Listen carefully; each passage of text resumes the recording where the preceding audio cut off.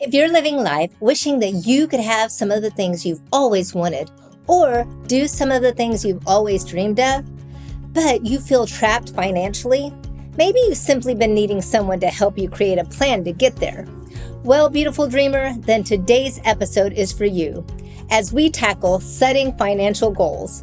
Stay tuned.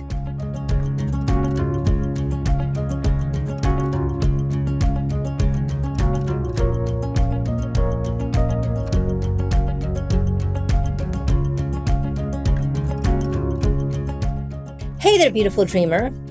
Whether you think about it or not, did you know that your life is affected weekly, if not daily, by your finances? And honestly, just in case it's never even been on your radar, you absolutely do not have to set financial goals. But just the fact that it's one of the 8 spokes on the wheel of life, which is what our current series is focusing on, proves that if you do not, you will be affected by your finances eventually, in one way or another.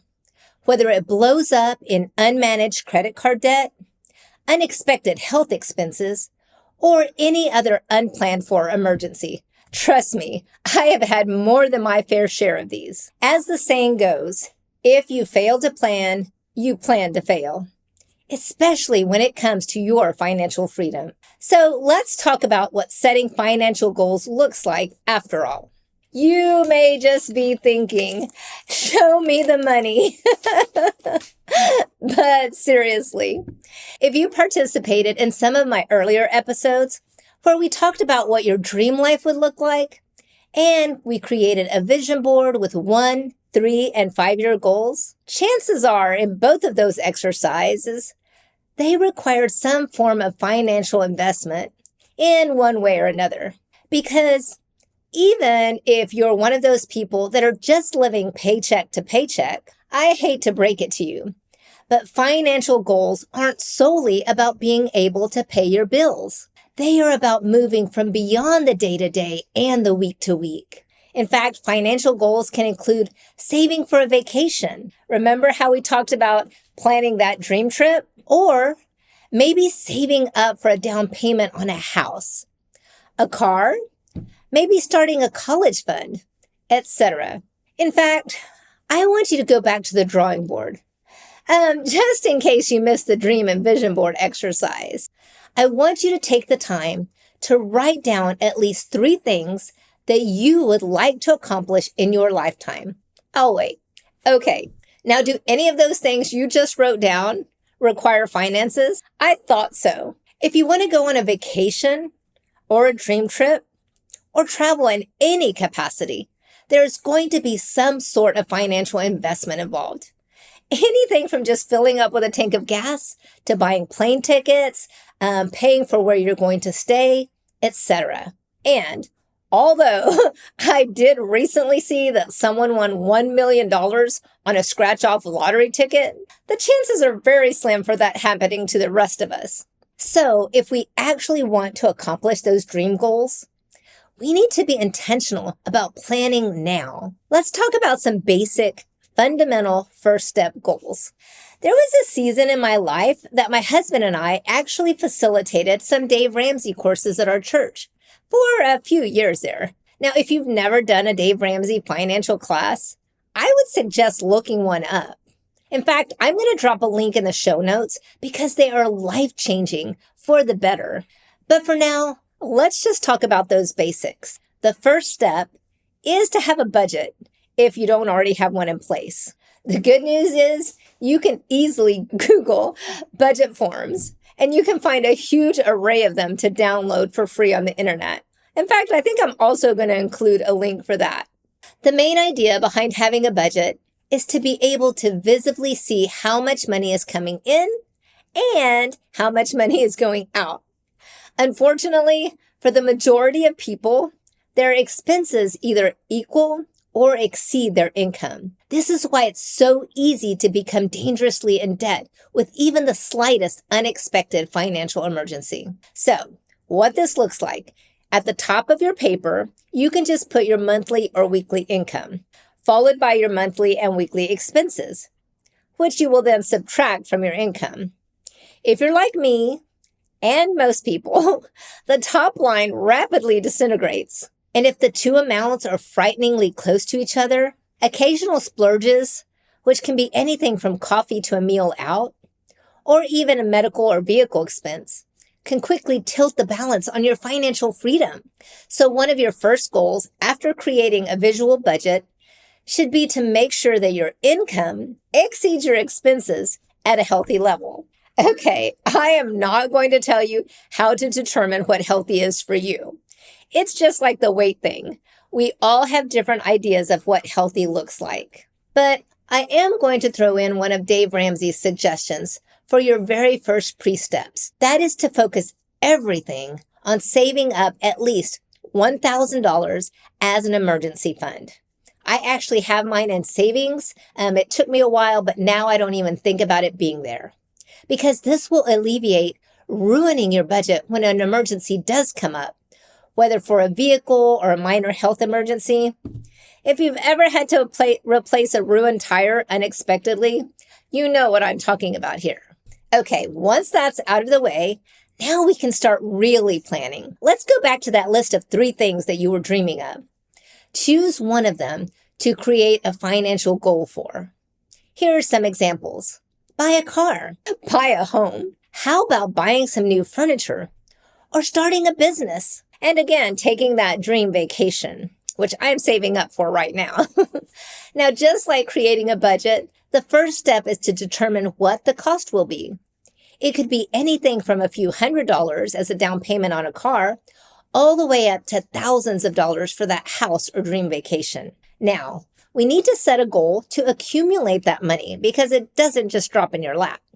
This isn't Monopoly. We do not get to return to go and collect $200 every round. Maybe you could come up with a second stream of income, which could be a second job, a side hustle like an Etsy store. Maybe you could have a garage sale, etc. Another goal you can set is to identify ways of paring down on monthly subscriptions. I'm thinking Netflix, Hulu, etc. Maybe even some online subscriptions you may have. I like to personally occasionally examine my checking account or credit card statements for some of those monthly charges that we may have forgotten that we signed up for. Now, once you do that, practice becoming cognizant of your spending habits.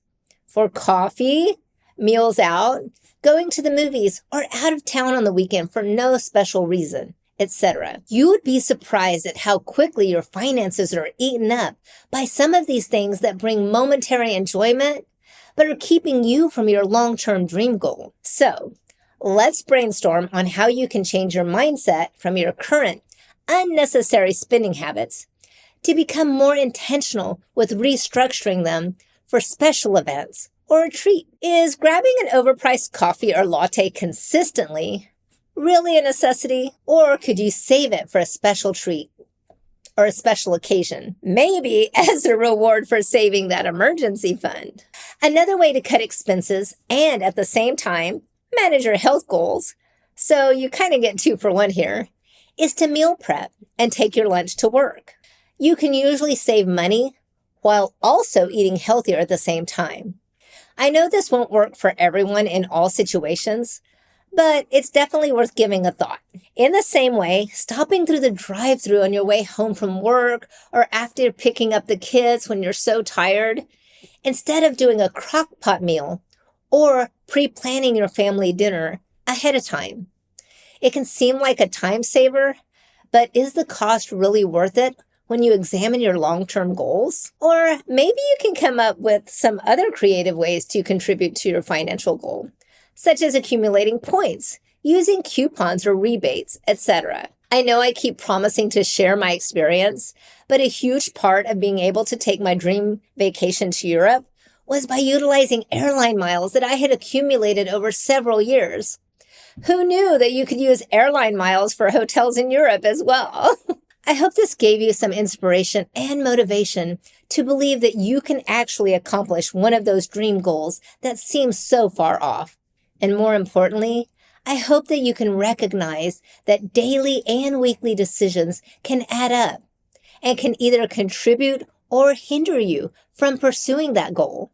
Now you may be thinking, Carolina, I cannot even begin to imagine going on a trip or saving up for a house, much less retirement, with all of the overwhelming debt that I am facing right now. Well, beautiful dreamer, I'm with you.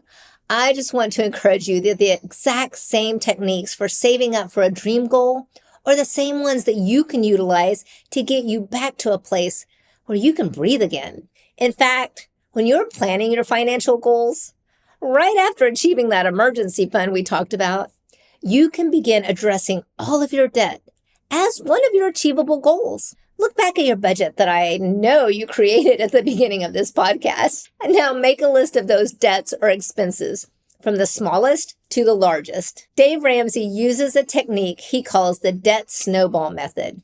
While paying the minimum of all of your debts, don't ignore them. Take everything that's left over and apply it to the smallest debt amount until it's paid off.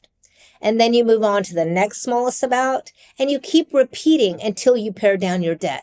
This can take months, so don't get discouraged. Just keep your eyes on the finish line in those dream goals.